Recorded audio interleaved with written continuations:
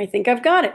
Welcome, parents and guardians. My name is Miss Shaw, and this is my first ever video virtual presentation of Back to School. So bear with me if I'm a little awkward. I usually like being in front of parents when I am, giving back to school night information. So hopefully this will give you all the information you need. Let's see. Okay. So. Let's see if I can move this. There we go. All right. So I've been teaching junior high for 23 years. And at Olympus, this is my 20th year. I really love teaching junior high. I love teaching 7th grade. I think 7th graders are the best. I absolutely love this grade. I have been a web coordinator for the last 6 years. So web is where everyone belongs. And so the web leaders were the ones who put your incoming 7th graders through the little orientation a couple days before school started and welcomed them. And so I've been working with web for, like I said, 6 years with several other coordinators on campus. It's a really great opportunity because it helps me get to know more kids than just those in my classes. And it's a lot about kindness. It's a lot about connection and things that are very important to me. I have also coached at Olympus for many years. I'm not coaching right now, obviously.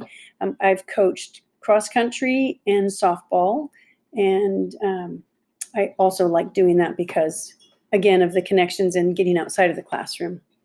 In my personal life, I have one son who is 26 years old. He is amazing. I adore him. I love him to pieces. But he was not an easy student. He was a very challenging student, and he was hard for me in junior high and high school. So I really know what it's like for a student who struggles in junior high. And I'm pretty good with those kids who have a hard time. I'm a pretty good teacher for kids who maybe things aren't so easy. If that's your kid, I'll get their back. I'm also good with the kids who push really hard and are, just love school. And so, like I said, I just like teaching 7th grade. I tend to be firm and fair and fun and kind. I wonder if that is in your way. I do have high expectations. I try very consistently to hold my students to a high standard, but I will help them get there. So, yeah. Let's see. More about me and my philosophy of teaching. I really believe that equity for all is very important. I'm part of our district's diversity, equity, inclusivity advisory group. And the purpose of this group is really to help all children have access to all that we offer. So no matter a student's size or shape or race or religion or ability or disability or gender identity, all of our students deserve equity. They deserve to have access to all the very most important offerings that we have in Eureka Union. So I work to be part of that. Along with that, it's very important that each of my students learn to really respect themselves and respect others. Kind of goes without saying. And right along with that, I'm a pretty big environmentalist, so I really work to help my students learn to respect our planet along with ourselves and others. One thing that is true about me is I tend to look at what is good. I tend to look at the positive side of things. I find what's good even in the struggles, and I do tend to appreciate each day. I will tell you, however, I've been challenged in the last couple of months. There have been some times that it's been harder, but even when I'm down, I eventually come around to finding what is good and what is positive. Along with that, I think it's very important that my students know that they get to be where they are, even when it's difficult. So what I mean by that is I don't want to have a pretend positive attitude. Don't want to tell my students that it's all okay if it's not okay. So when things are hard, I want to meet my students in the difficult place so that I can support them. So be where you are, even when it's difficult, is something I want my students to know and to feel supported in. And then on here it says that struggles equal growth. And you're going to hear me talk about that several times in this presentation. We know that when we struggle, when things are difficult, that's when we get out of our comfort zone, and that's when we grow. That's when we learn new things. If we're struggling with a writing assignment and we have to do a new way of writing that we haven't done before, then the struggle helps us grow. When we're struggling with being isolated, with this social distancing, we know that through the struggle, when we have to stretch and when we have to find new ways to do things, that is when we grow. So I think that that's an important thing to know. Along those lines, I need you to let me know if you need help with your student, and I need your student to let me know when they need help. Okay, about core. So I teach core. So I have your student for 2 classes, English and history. And my syllabus is on my website. And my website link is on Google Classroom. So we created new websites this summer, and they haven't quite got them uploaded with all the technological challenges. Our new website should get uploaded fairly soon to our Olympus website. But for the meantime, you can find my website on my Google Classroom. As for supplies this year, we really don't need many supplies in distance learning. Maybe there will be a time when kids need colored pencils, but I'm not even thinking so. But one thing they do need is a real paper planner that they can write their daily assignments in. I write my work in a paper lesson plan book, and I want my students to have a real planner that they have sitting on their desk that they can write in with their pencil and record their daily assignments and meetings and all of that. So that's the one supply that I want my kids to have, is a actual planner. Whatever planner works for them is fine, but a paper planner that they can write on. Okay. We will have 2 meetings a day, most days, on Mondays, Tuesdays, Thursdays, and Fridays. We will have a meeting for English and then a little bit of a break, and then we'll come back and we'll have a second meeting for history. On Wednesdays, however, on that very short day, we will combine both of our meetings into just one meeting. I do expect that my students are on time to those meetings. It's just like a regular school day. I want them on the Zoom when the Zoom starts. I would like them sitting at a desk or a table. I want them ready to take notes and ready to participate. So I don't want my students meeting me in a Zoom meeting sitting on their bed. That's not going to be appropriate. We're in real school. We may have gotten away with it last spring, but that's not what we're doing now. A desk, a table, some kind of good, quiet place where they can work. And as quiet as you can make it. I know that houses have all kinds of things going on, but this is important. Please contact me right away if there is any issue with your student getting to any of the meetings. As for English, we will use the Amplify curriculum. You probably are familiar with it because most of your kids were in 6th grade here and most of the teachers were using it. It is a comprehensive curriculum. We will use it all year long. We will read stories. We will do comprehension checks. We will do quick writes, a lot of writing, vocabulary. One of the really big tricky parts of Amplify is the solo activities. The solo activities are most often, maybe kids can start them in class, maybe not. Most often they're going to be homework or the asynchronous work time. And the solos can be tough. They are comprehension. So the kids have read a passage and now they're answering multiple choice questions or sometimes having to highlight different portions of the text. But there are specific answers, and the mistake kids often make is they forget to go back and reread the text. They read it once, they think they know the answer, they go quickly and they start marking things and they get it wrong often. If a student is getting low scores on the solos, I always ask them, are you going back to reread and find the answer in the text? And they always tell me no, they aren't. So I want them to read the text once, and then when it's time to do the solo and the solo asks them a question, I want them to go back in the text and find where the specific answer is before they mark it. That will help them be successful. We will also do class novels, 1 or 2 a trimester. Connected to those novels will be all kinds of standards-based curriculum that goes with them. We will also have journals, about 1 a month, and our journals will connect some of our writing to sometimes to our Amplify stories, sometimes to our class novels, and sometimes even our DBQs will be in journals. For grammar, we'll do both gotchas and no red ink. It's grammar. We'll be doing it. Also, we will be writing quite a bit. So our essays that we write this year in 7th grade, we will write informational texts, argumentative texts, and narrative texts. And like I said a moment ago, we will incorporate those into our journals, and also we will be writing with our DBQs, or document-based questions. Most of our DBQs are connected to history units.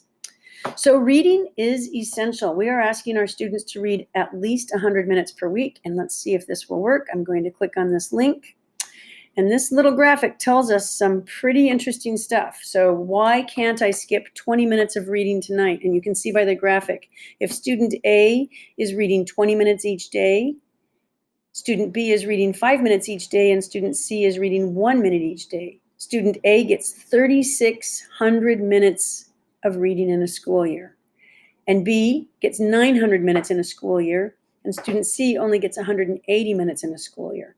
By the time they get to the end of 6th grade, student A will have read the equivalent of 60 whole school days, and student B will only have read 12 school days. The student has done all that more reading, is going to write better. They're going to have a much stronger vocabulary. It's just going to translate. It is vitally important that students read. So 100 minutes a week or 20 minutes a day. That is the plan. What is going on here? There we go. Uh-oh. Oh, no, it worked. Okay, history. Oh, my video went away. Let's see if I can. Oh, no. I don't know what's going to happen. I'm afraid. There it is. Oh, no. Hold on. Stay with me. Okay, well, I guess you don't get to see my face anymore, because that's the way it is. Other history sources that we're going to use. We're going to use the Common Core Social Studies, or CMS website. It has videos, it has some reading selections, it has timelines. It's a great complementary site to our textbook. Oh, you know what? Did I get to our textbook? I think I skipped too far forward. Hold on. I'm going to go back one. Hold on. Stay with me. Be patient. This is how it's going in class too. Things get glitchy and we just work it out. Okay, so in history, we cover world history in 7th grade. In 6th grade, your students also covered world history. They were learning ancient world history, kind of up to birth of Christ, up really to about the year 200 AD. We pick up where they left off, and we are covering medieval world history. So from about the year 250 AD to about the year 750 AD. And we cover many different cultures and different units. Some of the understandings that we're going to look for is how these different cultures developed independently and the impact on the exchanges between cultures.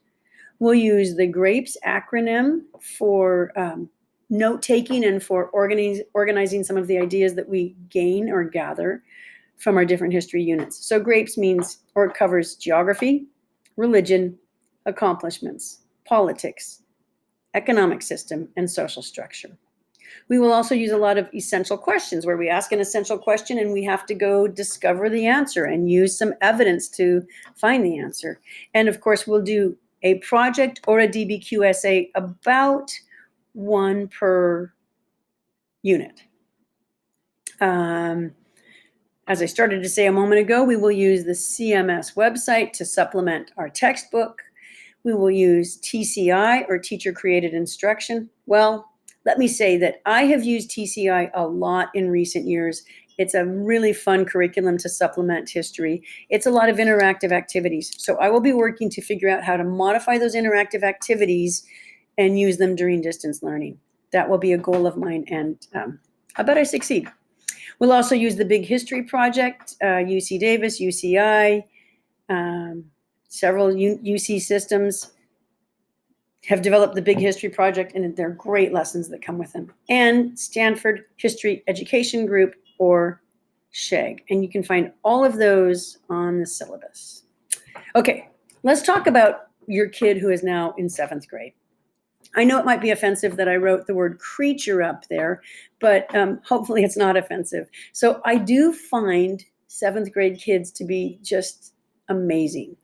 They are A lot of adults, a lot of parents get really confused. If your seventh grader is your oldest child, you might be a little bewildered sometimes at some of the things they do. Like, how often does a seventh grade student do the work, do all the work really hard on it, and then not turn it in? Like, I don't know. It happens.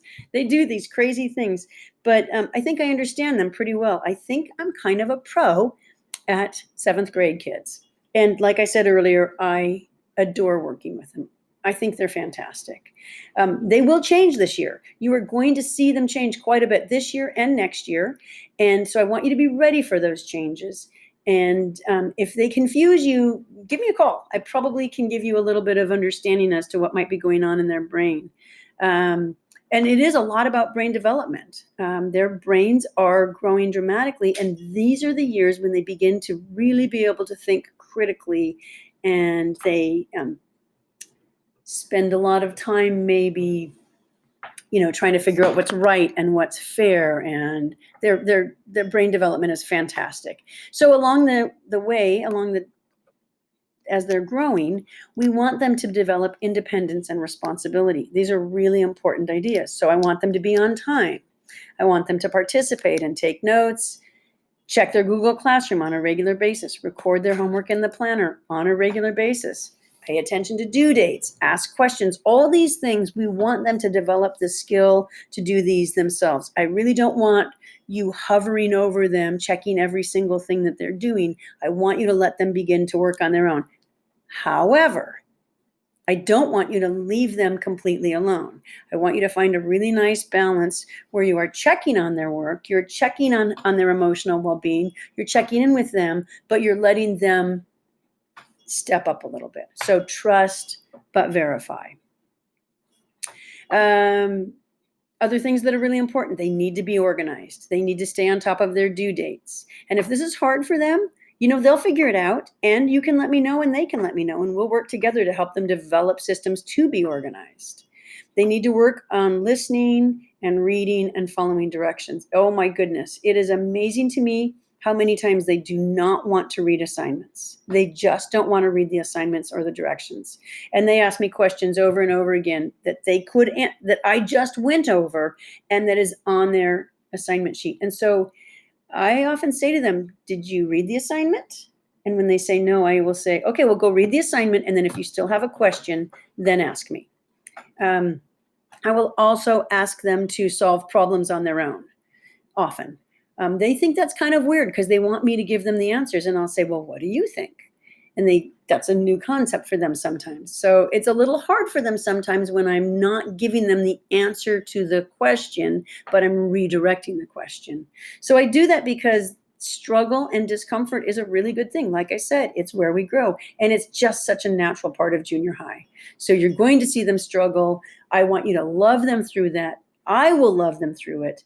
We need to kind of hold them as they struggle and give them faith. I know you can do this. I believe in you. You got this. That's the kind of attitude we need to have with them.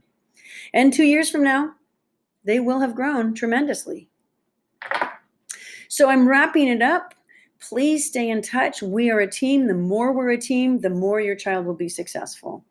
Here's the thing. I have absolute faith that we will not only survive, but we can thrive this year. Or if we don't see the thriving action this year, we will see it in the years after, and we will see that this year was a key year that helped us develop strength in areas we didn't anticipate and growth in areas we didn't see coming. So we're going to survive and thrive either in spite of or maybe because of COVID-19 and distance learning.